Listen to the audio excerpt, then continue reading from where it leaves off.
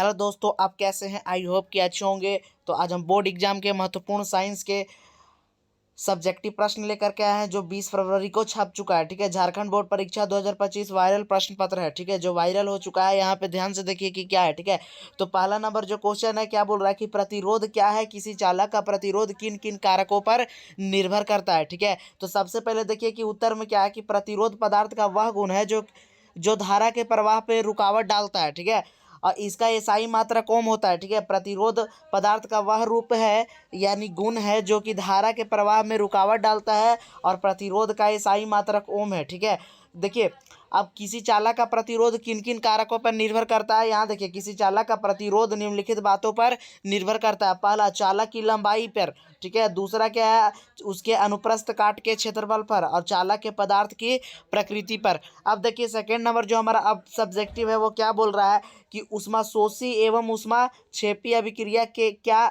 अर्थ है, एक उदाहरण दे। ठीक है, दोनों का एक एक उदाहरण देना है कि ऊष्माशोषी और ऊष्माक्षेपी अभिक्रिया क्या होता है। ठीक है, ऊष्माक्षेपी अभिक्रिया क्या होता है, तो उत्तर देखिए ऊष्माशोषी अभिक्रिया के में क्या है, वैसी रासायनिक अभिक्रिया जिसमें ऊष्मा का शोषण होता है उसे ऊष्माशोषी अभिक्रिया कहते हैं। ठीक है, वैसी रासायनिक अभिक्रिया जिसमें ऊष्मा का अवशोषित होता है उसे ऊष्माशोषी अभिक्रिया कहते हैं। जैसे देखिए, जब सोडियम ऑक्सीजन के अभिक्रिया करता है तो यहाँ पे क्या ऊष्मा को अवशोषित करता है। ठीक है, तो आप देखिए कि हम लोग ऊष्मा छेपी अभिक्रिया क्या होता है, तो ऊष्मा छेपी। ठीक है, ऊष्मा छेपी अभिक्रिया उससे कहते हैं जिसमें ऊष्मा निकलता है। तो यहाँ देखिए, वैसी रासायनिक अभिक्रिया है जिसमें अभिक्रिया के बाद ऊष्मा उत्पन्न होती है उसे ऊष्माक्षेपी अभिक्रिया कहते हैं। ठीक है, तो ये देखिए COO जो है वो बुझा हुआ चूना है और ये जल है। ठीक है, तो जब जल में बुझा हुआ चूना मिलाते हैं, जब आप देखते होंगे कि घर में पेंट करने के समय जब हम लोग क्या करते हैं कि जल में चूना को मिला के घोल करते हैं तो खौलता है।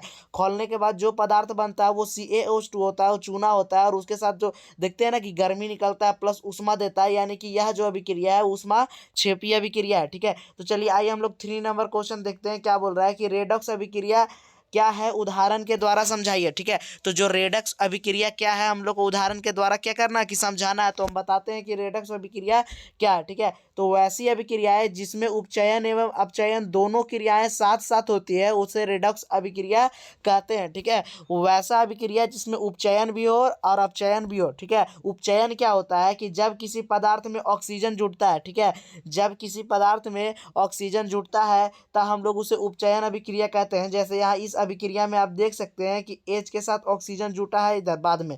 ठीक है, तो ये कैसा अभिक्रिया है, ये उपचयन अभिक्रिया है। ठीक है, ये कैसा अभिक्रिया है, उपचयन अभिक्रिया। तो और अपचयन क्या होता है कि जब किसी पदार्थ में ऑक्सीजन का ह्रास होगा यानी हट जाएगा। ठीक है, जैसे कि CuO से देखिए ऑक्सीजन बाद में क्या हुआ, अभिक्रिया के बाद हट गया है, तो ये जो CuO है ये अपचयन अभिक्रिया है। ठीक है, ये कैसा अभिक्रिया है, अपचयन। ठीक है, तो ये अपचयन अभिक्रिया है और ये वेरी वेरी इंपॉर्टेंट क्वेश्चन है, तो इसको एकदम ध्यान से देखिए और पढ़िए और याद करिए। ठीक है, अब आगे आगे प्रश्न देखते हैं कि क्या बोलता है। द्विखंडन द्विखंडन बहुखंडन से किस प्रकार भिन्न है। ठीक है, तो जो द्विखंडन है वो बहुखंडन से किस प्रकार भिन्न है, तो चलिए आइए देखते हैं कि द्विखंडन द्विखंडन और बहुखंडन में विभिन्नता क्या है। ठीक है, तो द्विखंडन क्या होता है कि देखिए, इस विधि में एक कोशिका दो अनुजात कोशिकाओं में समान रूप से विभाजित होता है। ठीक है, द्विखंडन में क्या होता है कि एक कोशिका टूट के और दो नया कोशिका बनाता है। ठीक है, और देखिए और बी नंबर में क्या, यह समान परिस्थितियों में होता है और यह एक ही तल में होता है। ठीक है,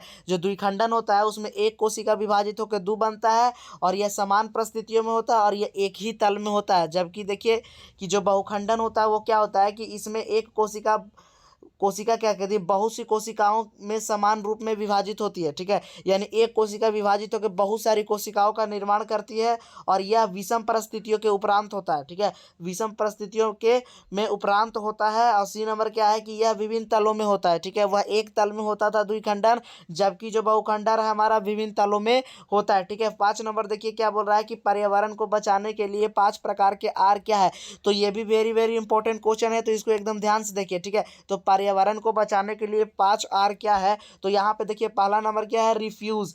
ठीक है, पहला नंबर क्या है हमारा, रिफ्यूज। रिफ्यूज का मतलब इनकार करना। ठीक है, जो पर्यावरण को नुकसान पहुंचाए उसके लिए हम लोग इनकार करेंगे। ठीक है, रिड्यूस। रिड्यूस का मतलब होता है कम उपयोग करना। ठीक है, रिड्यूस का मतलब क्या है, कम उपयोग करना। रीयूज का मतलब पुनः उपयोग करना, किसी चीज को बार बार उपयोग करना। ठीक है, ये सब पर्यावरण को बचाने के उपाय है। ठीक है, डी नंबर क्या है, रिपर्पोज।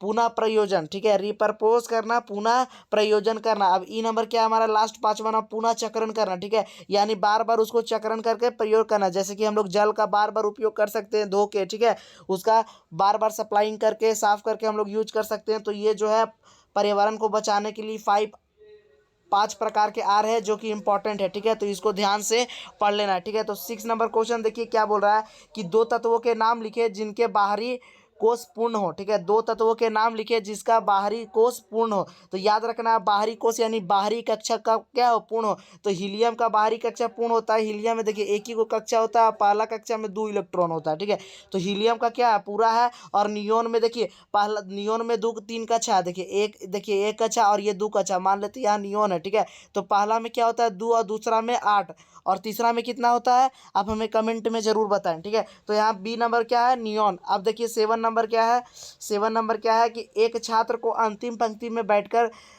श्याम पट्टा पढ़ने में कठिनाई होती है, बच्चा किस दोष से पीड़ित है, इसे कैसे ठीक किया जा सकता है, ठीक है। तो कह रहा है कि एक क्लास में ना श्याम पट्ट पढ़ने यानी कि जो बोर्ड है ना उसको पढ़ने में दिक्कत हो रहा है, तो किस दोष से वह पीड़ित है। तो याद रखना है कि दूर में नहीं दिख रहा है ना, तो निकट दृष्टि दोष। निकट दृष्टि में क्या होता है कि निकट तक का तो दिखता है परंतु दूर का नहीं, तो उत्तर छात्र निकट दृष्टि दोष से पीड़ित है। अब इसको किससे उपयोग से, कौन सा लेंस से उपयोग से ठीक कर सकते हैं, यहाँ ध्यान से देखिए, इस दोष को उपर्युक्त क्षमता वाले अवतल लेंस के उपयोग द्वारा हम लोग ठीक कर सकते हैं। बच्चा को क्या पहनाना पड़ेगा, अवतल लेंस पहनाना पड़ेगा, जिससे वह श्याम पट्ट को अच्छे से देख सकेगा, अर्थात बोर्ड को, ठीक है। अब आगे देखिए 8 नंबर क्वेश्चन क्या है कि हम वाहनों में उत्तल दर्पण का उपयोग पश्च दृश्य दर्पण के रूप में क्यों करते हैं। तो यहाँ ध्यान से देखिए कि उत्तर में क्या है कि उत्तल दर्पण हमेशा किसी वस्तु का सीधा प्रतिबिंब बनाता है, इसका दृष्टि क्षेत्र अधिक विस्तृत होता है। विस्तृत का मतलब होता है अधिक, ठीक है।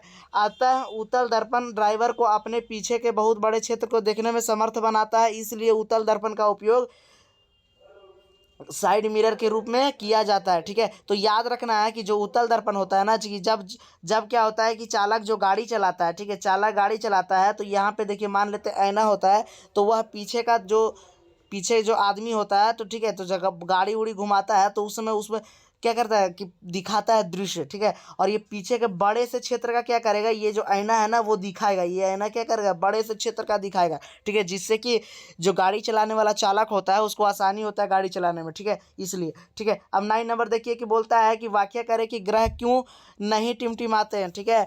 तो ग्रह क्यों नहीं टिमटिमाते हैं, तो याद रखना है कि ग्रह तारों की अपेक्षा पृथ्वी के बहुत नज़दीक होते हैं, ठीक है। जो ग्रह होता है वो तारों के मुकाबले पृथ्वी के बहुत पास होता है, ठीक है, और इसलिए उन्हें विस्तृत स्रोतों की भांति माना जा सकता है, और इसलिए इन्हें विस्तृत स्रोतों की तरह क्या किया सकता है, माना जा सकता है।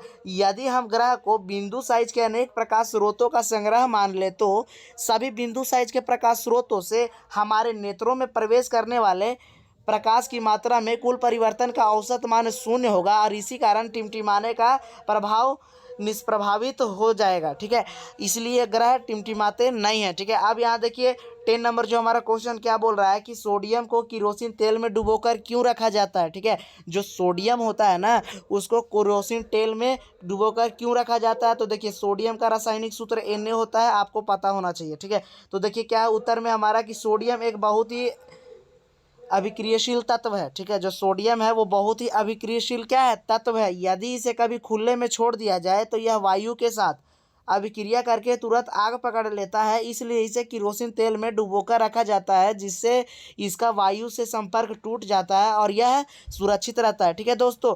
तो यहाँ पर क्या किए हैं कि यहाँ पर ना सोडियम को क्या किया जाता है कि किरोसिन तेल पे डुबोकर रखा जाता है, क्यों पूछता है, याद रखना है कि जो सोडियम है वो बहुत ही अभिक्रियशील तत्व है, ठीक है, और इसको खुला में छोड़ देंगे ना तो ये ऑक्सीजन से अभिक्रिया करके क्या पकड़ लेगा, आग पकड़ लेगा, ठीक है, इसमें फायर यानी आग पकड़ लेगा, ठीक है। इसलिए क्या करते हैं कि इसे किरोसिन तेल में हम लोग डुबोकर रखते हैं, ठीक है।